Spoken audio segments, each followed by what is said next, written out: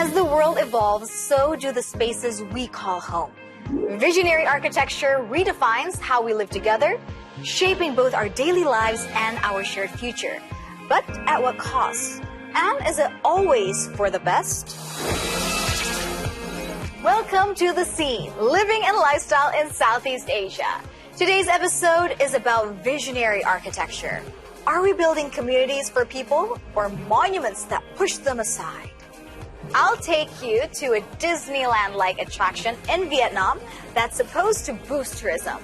But will the country lose its unique identity with this hotspot for Instagrammers? Thailand is reclaiming its roots with repurposed wood for affordable housing projects. But we kick it all off in Jakarta and the controversial plan to move the capital of Indonesia to the east coast of Borneo Island. Imagine you live in a sinking city. Floods, overcrowding, and environmental strain are driving the shift from Jakarta to Nusantara. Planned for years, the new capital on Borneo is meant to ease these pressures, promote sustainability, and spur Indonesia's growth. But wealth doesn't reach everyone, and it can push out families who've lived here for generations. Like the Jais family in East Kalimantan, they're among just 70 Bali families left in this village. The building of Nusantara has disrupted their traditions and cut them off from farmland and rivers. Kalau yang seperti itu sih bentuk penjajahan sih. Amannya pun begitu. Kalau misalkan kita yang sudah lama bermukim gitu ya, dengan dalih negara gitu, memindahkan seseorang. Nusantara is nearly 4 times the size of Jakarta, spanning about 2,500 square kilometers. More than $35 billion has already been invested. But budget cuts under the new administration are fueling fears the project could stall. Kehadiran IKN itu sebuah ketakutan bagi masyarakat karena nggak pernah ada statement dari pemerintah IKN itu sendiri menyampaikan bahwa mereka akan membela hak-hak masyarakat. Itu nggak ada. Jadi kita nggak tahu nih ruang misalkan nih kayak kita berkebun aja ini belum tentu boleh di mata IKN gitu ya. A visionary new Indonesian capital that leaves some behind. Armah, also an indigenous resident, was forced to relocate. Without proper land papers, she struggles to claim fair compensation.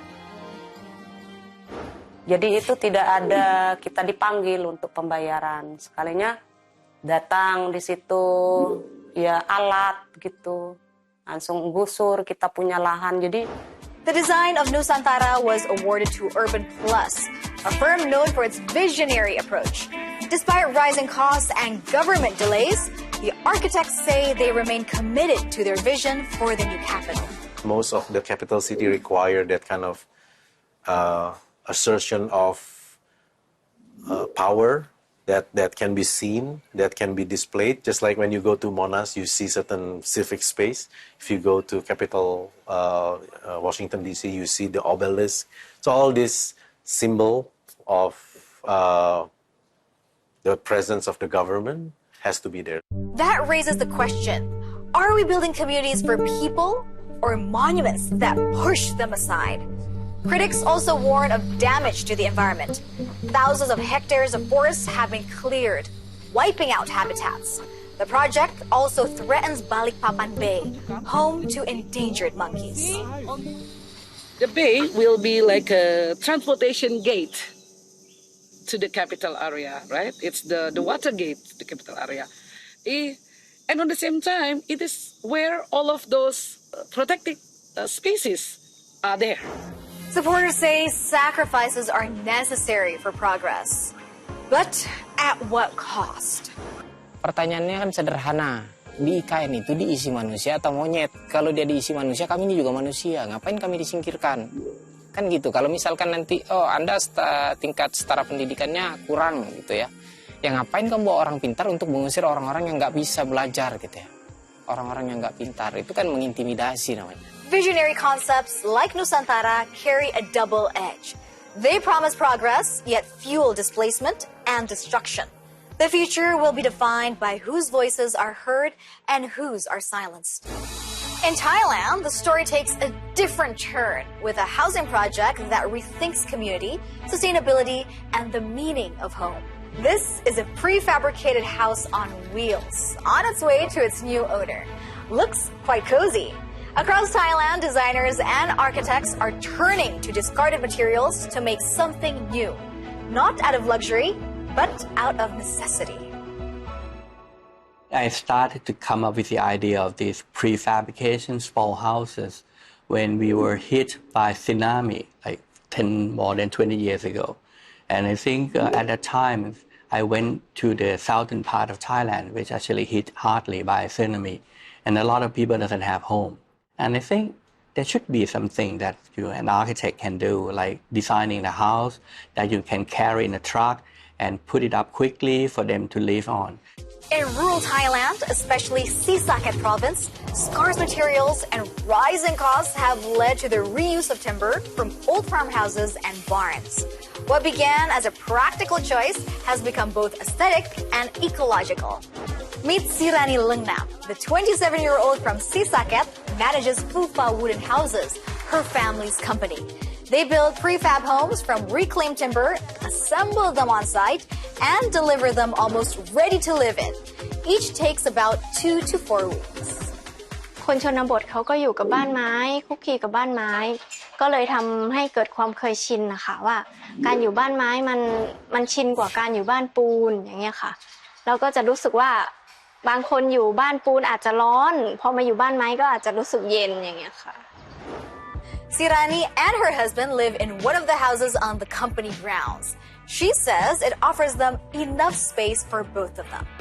สองคนนะคะก็เลยรู้สึกว่าถ้ามันหลังใหญ่ไปใช่หลังเล็กมันจะอบอุ่นกว่าถ้าหลังใหญ่ไปเราจะใช้พื้นที่ไม่เพียงพอแล้วเราก็เลยรู้สึกว่าไม่รู้จะทำหลังใหญ่ไปทำไมอย่างเงี้ย These prefab homes tackle rising housing costs with affordable, quickly constructed, and high-quality housing solutions. At about $170 per square meter, they are more than 3 times cheaper than traditional homes. Born out of financial and environmental constraints, the design of prefab homes reveals a deeper truth. Architecture doesn't just shape shelter, it shapes belonging. It can determine whether people find a place to call home or get left behind in the margins of modern development. This mindset is echoed in Bangkok by architect Chakpong Churendibong. He turned 2 old bungalows into RQ Bite, a community space and sports complex. He doesn't just reclaim wood, but revitalizes entire structures. So, does he think reused wood is something that is common across Thailand?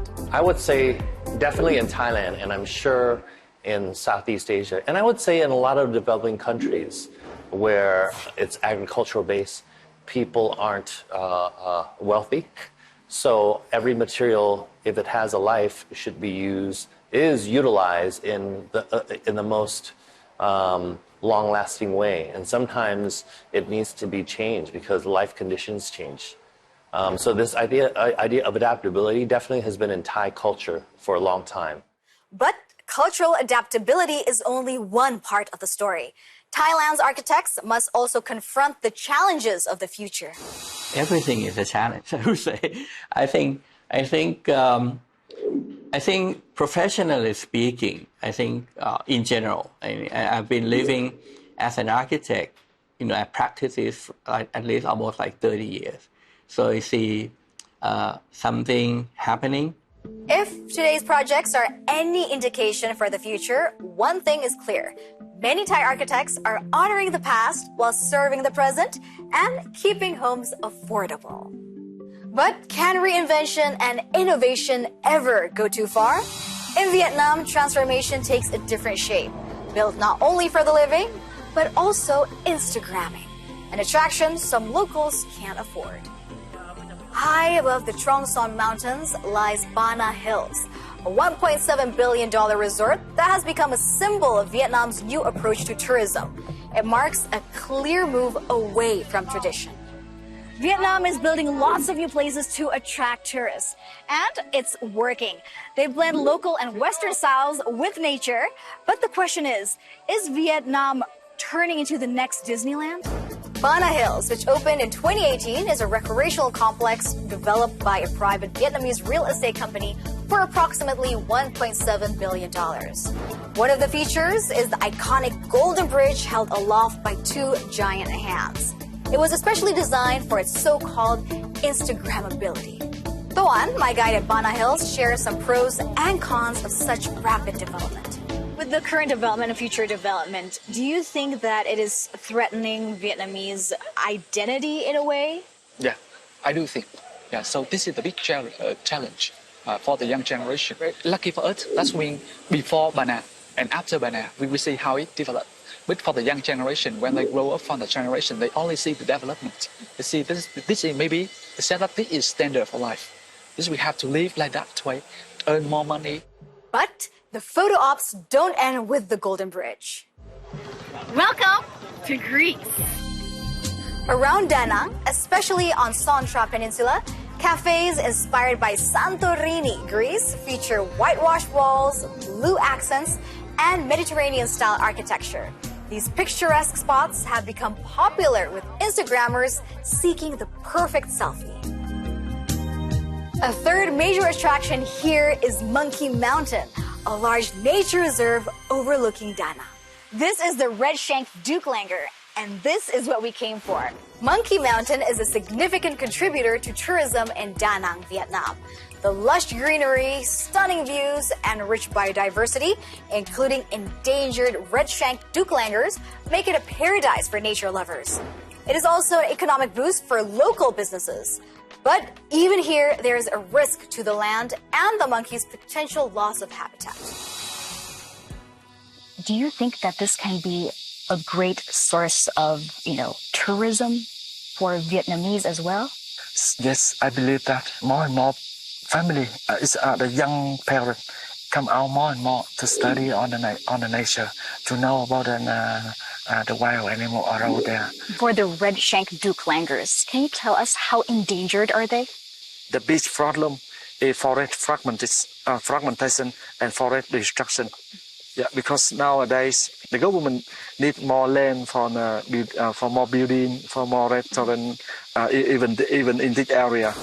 These photo-friendly attractions might drive tourism and worldwide digital exposure. But this development comes at a price. In the past, people can walk. You can feel free to walk from the bottom into to visit the pagoda. But now they close it, and only one way for you to get on the pagoda, pay the captain. You have to buy the ticket. But honestly, for the local people, it's still expensive. One has to wonder, will Vietnam lose its unique identity by chasing tourism money? Or can modern attractions live side by side while maintaining its rich culture and history? Only time will tell. Architecture can inspire, but it can also divide. So, as we build the future, let's ask, are we creating places to live, places to belong, or tourist attractions? Because in the end, it's not just about buildings. It's about people.